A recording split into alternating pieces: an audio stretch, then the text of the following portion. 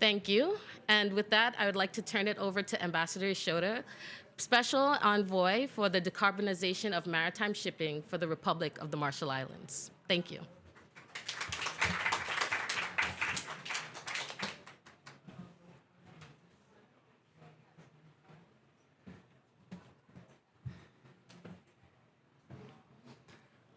Yakoy.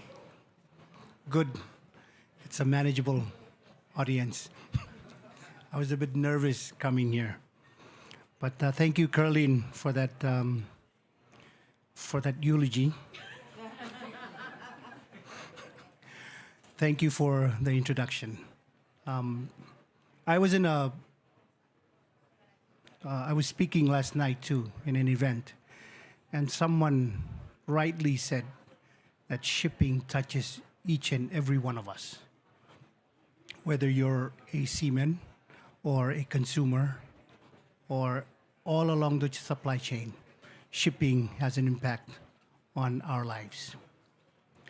Now, I come from the Marshall Islands, one of only 4 coral atolls in the world, completely made up of coral atolls, with an approximate elevation about 3 meters above sea level. So you can understand why shipping is such an important subject for the people and the government of the Marshall Islands. Ladies and gentlemen, distinguished guests, today I stand before you to share the ambitious vision of the Republic of the Marshall Islands, an island nation that has long been at the forefront of global fight against climate change. Our ambition is clear: to achieve the 1.5 degrees Celsius agenda, and in doing so, protect our fragile environment, our culture, and our very way of life.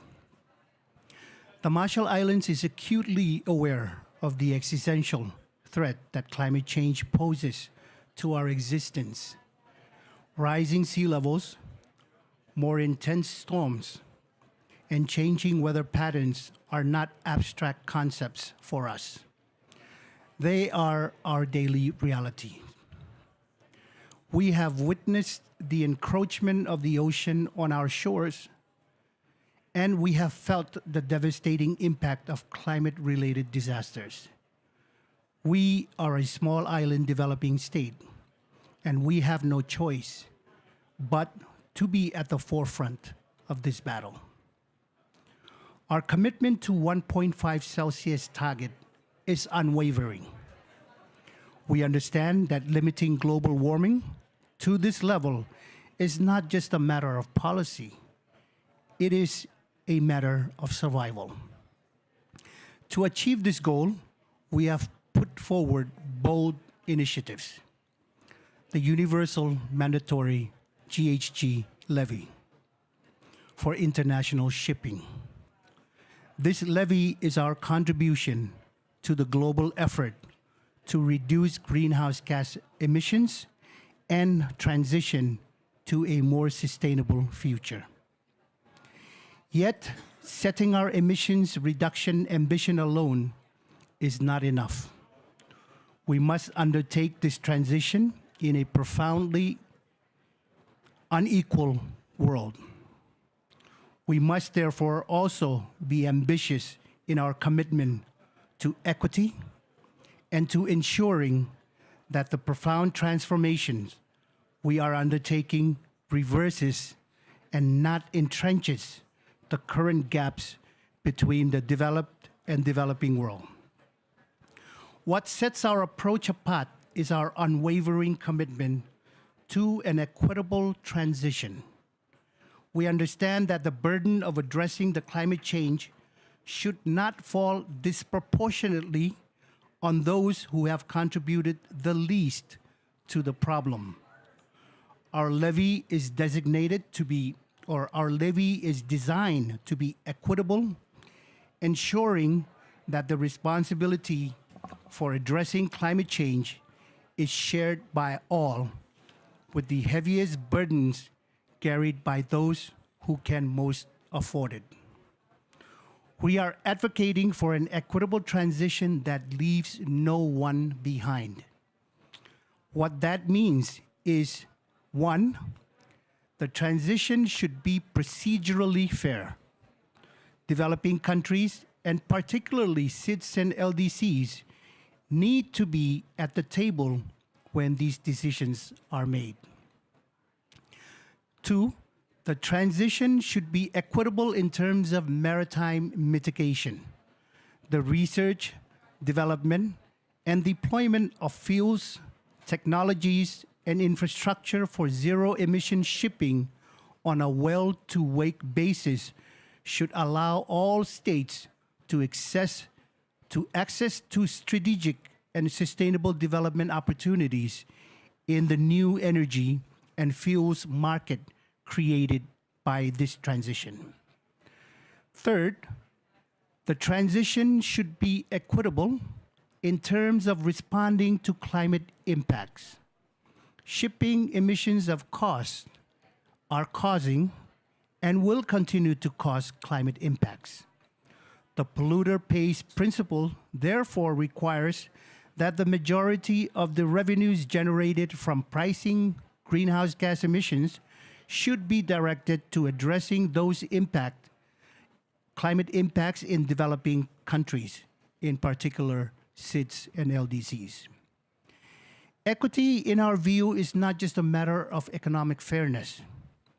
It is a matter of justice. It means leaving no one behind.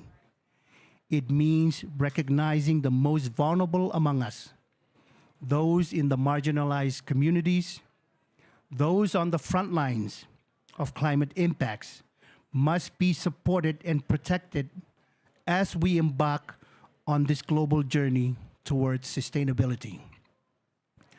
We will use the revenue generated from this levy to invest in clean energy solutions, to strengthen our resilience against climate impacts, and to support those in our society who need it the most. We will ensure that our transition to a low-carbon economy creates jobs, empowers our people, and enhances our overall well-being. We must acknowledge the unique situation in each of our countries. Some of us are perfectly situated for low-cost green hydrogen production, but we face the threat of more affluent nations leveraging their economic strength to dominate the global markets. Economic development is vital for some of us, as it sustains a functional global trade system, while for others, it is the linchpin for maintaining a basic standard of living. Additionally, some of us heavily rely on shipping for essential tourism, income, and opportunities. We need all of this to happen with urgency. For the levy to be effective, it needs to have an ambitious entry price. Too low, and we send the wrong signals. One that enables only a partial transition to intermediate fuels. When we proposed this levy at MEPC 76, we called for an entry price of $100 per ton of CO2 emissions. And we had expected that to be operationalized by 2025. Unfortunately now that the IMO has determined not to act before 2027, the price must increase if we are to achieve the necessary ambition, which is why I am announcing our intention to now call for an entry price of $150 a ton of CO2 emission at MEPC 81. It is time to stop the ambiguity around defining these measures. It is time to take determined actions. In this endeavor, we call on all the international community to stand with us. We ask for your partnership, your support, and your commitment to a more sustainable and equitable future. Our challenge is global, and it requires global response. Together, we can achieve the 1.5 degrees Celsius agenda. And together we can protect our planet for future generations. Together, we can ensure that no one is left behind. Our vision is ambitious, but our determination is unwavering. It is life. It is security for us.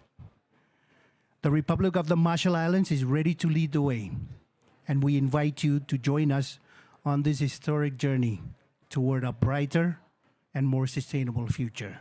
I thank you for your attention. Kumoltada.